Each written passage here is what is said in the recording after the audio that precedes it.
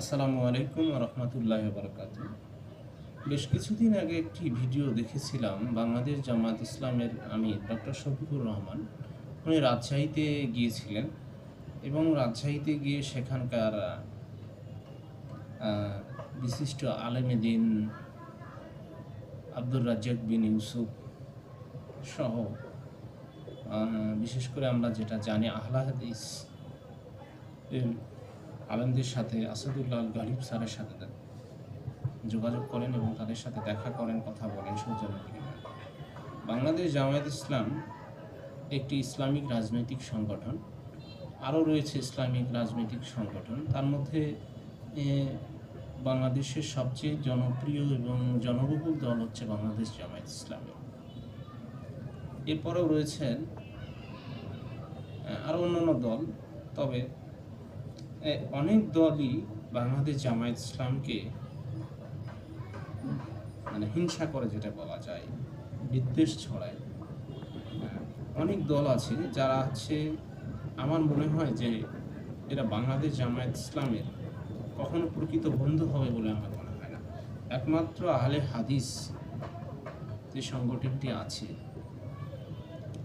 এই সংগঠনের অর্থাৎ এই সমাজের যে বড় বড় আলেমেরা আছে, এরা প্রকৃত কোরআন এবং সুন্নাহ নিয়ে কাজ করে।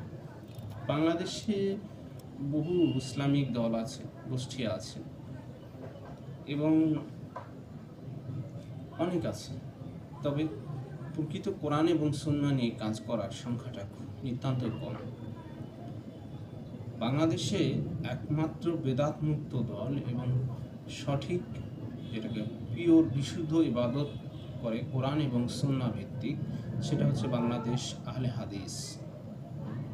বাংলাদেশে আহলে হাদিসের যারা বড় বড় তারকা চিহ্নিত আলেম,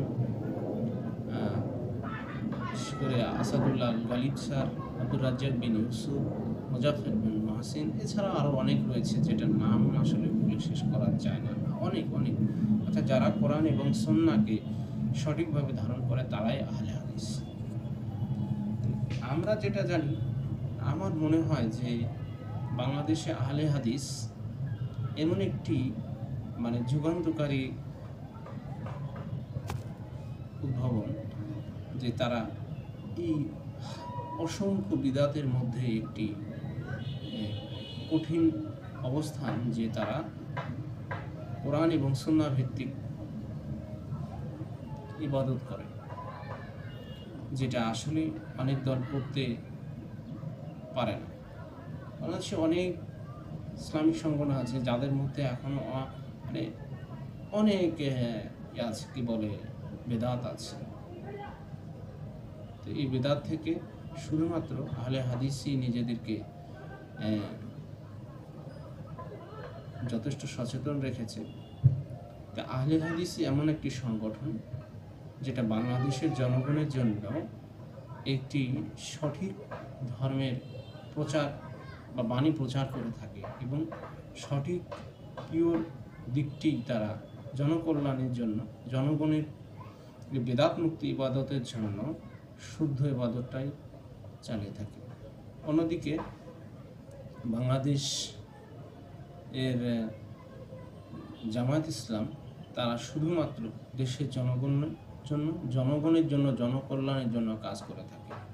ধন্যবাদ সবাইকে যে আমার এই ভিডিওটা দেখার জন্য। বাংলাদেশ জামায়াত ইসলামী এবং আহলে হাদিস এরা কখনোই, আমার মনে হয় না যে আহলে হাদিস কখনোই বাংলাদেশ জামায়াত ইসলামের কোনো ষড়যন্ত্র করবে না, কোনো দিনই তারা তাদের খারাপ চাইবে না, এবং বাংলাদেশ জামায়াত ইসলাম আহলে হাদিসের কোনো দিনই মন্দ দিক চাইবে না। ধন্যবাদ সবাইকে। আসসালামু আলাইকুম ওয়া রাহমাতুল্লাহি ওয়া বারাকাতুহু।